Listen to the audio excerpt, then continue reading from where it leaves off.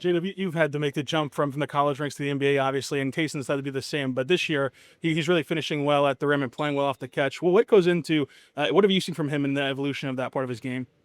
Just more confidence. It's hard to gain that in the NBA just as your career progresses. So he's just doing a good job of sticking with it. That probably speaks like his player development and like just like his personnel watching the film, seeing what he could do to get better. But yeah, when you have the right approach and you get better at a lot of things quickly, and he's a testament to that. So, and you still got to be willing to try it in the game. You can work on it all you want, but if you don't try and apply it, then you don't go very far. So he's been doing a good job. And then you personally, like, is there ever a moment that you get to just self-reflect during the season where you think back of your journey of skyrocketing to a lottery pick and then a play-in team and now two straight one seeds in the franchise record and wins? A little bit. I try not to think about it too much when we're like coming up like on important games, but it's good to have a little self-reflection. It's cool to be a part of like something where we get to grow as a team, and obviously it happened really fast, but just knowing the history of the team and just like some guys like Lou, where it's been like ups and downs, it's really cool that I'm a part of like one of the biggest ups we've had here as an organization. Did you get the chance to watch Giddy's game winner last night? I think we were playing or like had just finished, but I saw it, which is super dope. He's playing extremely well. So anytime one of our brothers leaves and plays well, obviously you guys know we support them. But yeah, I'm super happy for him that he's figuring it out. He's back to what he usually does. And it's a pretty cool moment. Very rare thing too. Yeah, how excited are you to kind of, I guess, play against them here in the next couple of games? I'm excited. It's always fun playing against Gid, and I think obviously whenever we're playing against a former teammate, you try really hard not to make it about like you versus him, but Thunder versus the Bulls, or like Trey Man's over in Charlotte. Like you try and make it about the team you're playing and not the person. But it's always good to see familiar faces, man. You don't know when the next time is you'll see somebody, and you try not to take those moments for granted. On that same note, with you guys having busy schedules, like how often do you get to catch up with those kind of guys that have been here and now are? Honestly, we all text a good amount. Like guys will slide up on IG stories and send stuff. Like there's really not too much of a drop off other than like obviously not being in the same building, but that's our team. It's rare, bro. Like we're really well connected. I texted Gid last night. Like I'm pretty positive. Like a lot of the former teammates, like if I hit them, they always end up texting me back. So Your show with Nick after games. How much do you is that what you're calling it? A show? antics or whatever you want to call it? My wife thinks it's a show. She thinks it's great. How much are you enjoying that? That's How much fun do you have with that? I enjoy it. I don't know. It just adds something else to do. Honestly, it's become more of a challenge to see if we can get Nick to break character. I feel like there's been a couple ones we've been pretty close. Like the towel one was one that was really close. Actually, our most recent one, not the one where I put my hat on him, but the one where he put J. Will's jersey on and Zay's like warm up. That's the closest we've been to getting break character. But it's just fun and something to do. Nick's a cool dude. We try and just have fun with it. How'd that start? I mean, what was the genesis of that? Layla, I don't even remember what we were doing. I honestly have no idea. It started with like Chet having us all do like team group interviews. Like he would always do interviews and like bring us on, and then I don't even know what started it, but we just realized like how serious Nick was, and then we just like we just started messing around with him. I don't really know. About the pregame stuff with him, which is That was sort of J. a ritual. That was J. Will. J. Will started that, and then I usually do like leg swings to like get warmed up before we go out. And the Pete Brown is I don't. I'm crazy. I don't know. We're weird. We're a weird team. I know J. Will started it. He used to like brush Nick's like shoulders off or something, and just added to it. Like I said, we're trying to make him break character. How premeditated is some of the post-game stuff? It's all right then, like on the spot. Like even the camera from last night, I grabbed it from somebody else, like right there that had a camera. Like it's all with like, it's all right then. Like it's not like we're not sitting in the locker room. Like how can we mess with Nick this game? We're not like bringing props to the game. It's just like whatever's there. That's what we did. Would you say that the goal is for him to break character? I guess that implies that he hasn't yet. Yeah, he has it, but he's good at it. I don't know. Maybe like he laughs and stuff, but like he never forgets a question. He's still able to like, for the most part, like keep a straight face. Like I feel like a lot of that would make me like forget what I was asking or what I was talking about. Like he's still like actively listening to like what the players are saying, and some of it's on the players too. Like you still got to try and remember a question after all the stuff we're doing, like behind the scenes. And, the mics don't pick up on everything that everybody's saying, but like, we're like joking around behind too. So it's fun, but he hasn't broke character enough for us yet to be done. You getting good feedback from people? Some people say they only watch our games to see if we win to watch it. So I feel like that's motivation to win, and then obviously keep doing it. When you were out, what did you kind of see from the Chet Hartenstein duo kind of leading the second units? Yeah, they're doing a good job of playing off each other. Like you said, the more reps you have with each other, the better you're gonna get. They're watching film with each other. They're actively trying to learn how to play with each other, and they're doing a good job of sharing the ball, playing off each other. Obviously, defensively, they bring a whole nother element to our team. Rebounding, they do. So they're doing a good job of like figuring it out. Obviously, there's a long ways away that they want to continue to work toward. They're doing a good job. Mark, did you go back to that fourth quarter at all and see any things that you guys were getting to on either side of the ball, but really that kind of that defense to offense, transition offense that we've been talking about that really stood out to you as things you want to get to each night? Yeah, I thought going back and watching it, defensive pressure definitely stood out. We were able to force a couple turnovers with just ball pressure and amping that up, and then force them into more difficult shots. I mean, there's always a shot making element. They get some looks that they made earlier in the game and that they're capable of making. That always factors in. But we held them to one shot, cleaned up the glass, and then got out and ran. So it was a really positive stretch of the game. Like I said, I thought the hidden value of the game was how we were able to kind of withstand a really good punch by a very motivated team, and still be kind of like within a possession or two and allow ourselves the opportunity to put a run on like that. So it was a good 48-minute effort by us. Totally different topic, but Kenrich often talks to us about how much fun he has playing one-on-one, competing with Jay Will and some of these guys here. And I just wonder what you feel like maybe his impact has been culturally on a healthy competitiveness within the team. You guys compete together, against the opponent, but there is, a healthy level of competitiveness inside of the team too, and how he helps manifest that. Yeah, I mean, there's no one better at that. He's just a hooper. He would play if we had an outdoor court. He would be out there, finding somebody to play against. He just at his essence, he's a great competitor. But then he brings it to the games too. He brings it to the environment every day, but he also brings it to the games. So the way he guarded Jackson last night is a great example. He's the kind of guy that when the game doesn't feel like it's going your way, or the energy seems a little off, you can always count on him to go in there and raise the level with his intensity and his competitiveness, how hard he plays, how scrappy he is. So he brings huge value to our team and is doing a great job right now while we've been down some guys of filling in with his role. Mark, did either of Alex or let's say we're practice today? Practice was a jog so everybody did it, but it wasn't an overly taxing thing. So everybody participated though. I know with Alex, maybe you don't have additional concern comparatively, but he's had sort of humidity this year, specifically to the soft kissing stuff. Like, you take extra measures or precautions with him, maybe this year playoffs. I mean, we're always pretty cautious with all of our players.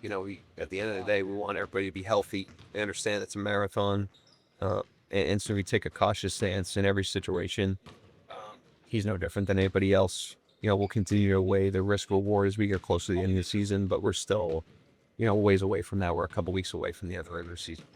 Mark, you've talked about how you can't take everything away and that you guys prioritize the paint. Is some of that prioritization about how the rim efficiency versus kind of shot variance that comes naturally with 3-point shots? Yeah, I mean, you want to take away the reliable sources of offense for your opponent, and you want to generate the reliable sources of offense for yourselves. Say, transition tends to be pretty reliable. Rim is very reliable. Free throws are very reliable. Jump shooting is less so. So we don't want to play with fire. We don't want to slap down, when a guy's gathering like we did a couple times last night to put guys on the line unnecessarily. We don't want to, jump in the air in our help and give up a wide open three. But we also understand there's trade-offs. We try to empower our players to understand that, where they don't feel like every time the ball goes in, we've done something wrong. We want to have people kind of playing a more sophisticated game, and the guys done a great job with that. Mark, You mentioned around the All-Star break how the close games were going to start coming. Now that you've had a couple of those under your belt since then, what do you just kind of make of those experiences? Yeah, I mean, they come down to execution, and stacking their fundamentals and executing what we need to do, our schemes, our fundamentals, and then situational awareness. I thought our situational basketball, specifically against the Clippers, was really, really good. Last night, we didn't get all the way down to the wire, but that was a close game to start the fourth, and I thought our execution is what led to that run, especially on the defensive end of the floor. But even offensively, when we had our dead ball plays, we did a really good job of executing. So just continue to take the experiences that come and, use them all to improve. Well, when you say situational, you just mean the late game stuff that you rehearsed? Yeah, clock management, we know that Leonard's going to miss a free throw, in that situation, when we fouled up free, the block out on that rebound, situational subs like J. Will goes in the game specifically for that, stuff like that. Everybody needs to be live and be ready. When their number gets called, go in there and execute the task, whatever it is. And so we've done a decent job of that. You're not always going to win, but you try to tilt the odds of your favor. Look how you handle every situation, especially it's down the stretch for a close beat. And I know the Bulls are a couple games away. I don't know if we'll get a chance to talk to you before they're in this capacity, but I just wonder, revisiting the trade and everything, if you have any later thoughts, what you've seen from Bronx this year has maybe helped the ball. Well, I haven't seen a ton of them with my eyes, but obviously I've seen his numbers, and thank God, he's playing great, obviously. Trades are inherently mutually beneficial, and I think that's one where both teams benefited and the players individually benefited. Alex ended up in a situation that he wanted to be in. Josh is obviously able to play a role there that shows his talent in a contract year and is maximizing that. We're certainly happy for him. Not surprised. That was a really, really talented player, but we're happy for him. So we'll see him on Monday, but happy to see him having success. And then, I don't know if you agree with this, but in the nature of today, it feels like somebody always has to pick a side. That win a trade is rarely a trade that seems as win-win as this one does. But why do you think it was able to go down that well? All trades are inherently mutually beneficial, and then everyone else decides winners and losers, and they usually decide it 10 seconds after it happens. I wouldn't say that's the best framework for evaluating trades. So, at the end of the day, the teams are doing what's in their best interest for a lot of different reasons. There's a lot of initial reasons, and there's also secondary and tertiary reasons that people don't know that they see or understand. Nor do we feel the need to explain them, nor do the other teams. But yeah, most trades are mutually beneficial. Otherwise, the teams work too. You've been around Lou the whole time of his career, and last night I thought some of his best plays were some of those assists that he was able to generate, and that's been a part of his game that's been, kind of trying to over-evolve. How have you seen him evolve in that part of his game? He's been just a great developmental story. I think sometimes when a guy is as impactful as he is right away, like he was defensively, it can kind of hide some of the other developmental stuff that's going on. And he's just improved his decision-making, continuously over time with three-point shot selection. I think that's driven his efficiency shooting. And then if you look at his finishing numbers in the past and decisions on his drive, he's lowered his turnovers on drives. He's made better decisions as to whether or not to finish, and he's found really good passes. He found Shea on a great pass last night in transition, and then he's made a couple plays where it comes down in transition. He explores the first part of the possession, realizes that there's nothing there, respects good defense, moves it, and allows us to get to the next thing. Whereas 2 or 3 years ago, he might have tried to jam the ball in there. So he's done an unbelievable job. He's rounded himself out as a great offensive player, a great offensive role player, as well as being one of the best perimeter defenders in the league over the last 5 years. It's a highly valuable player. Well, you were fairly anonymous as a personality when you got this job. How much has that changed from your perspective? Some of the players have talked about when they came in for pre-draft workouts, they didn't even really know who the coach was, and I can't remember which one of them said he chatted with you and didn't know you were the coach. Yeah. So how much has that changed over the years? Yeah, it's changed in the draft for sure. The players know It's changed in town, but it hasn't changed on the road. I can still walk around on the road and notice who the hell I am.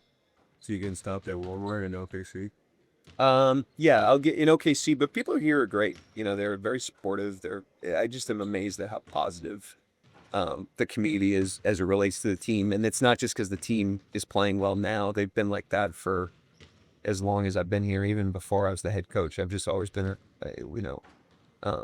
impressed with the positive support. I'm from the Northeast, and so those cities, the fans are rabid and can be very hard on their teams. And so I'm from an environment up there that is different from this. And the wind is at this team's back because of the way the fans respond to the team, not only when we're good, but when we're facing adversity, and we certainly appreciate that. Oh, great.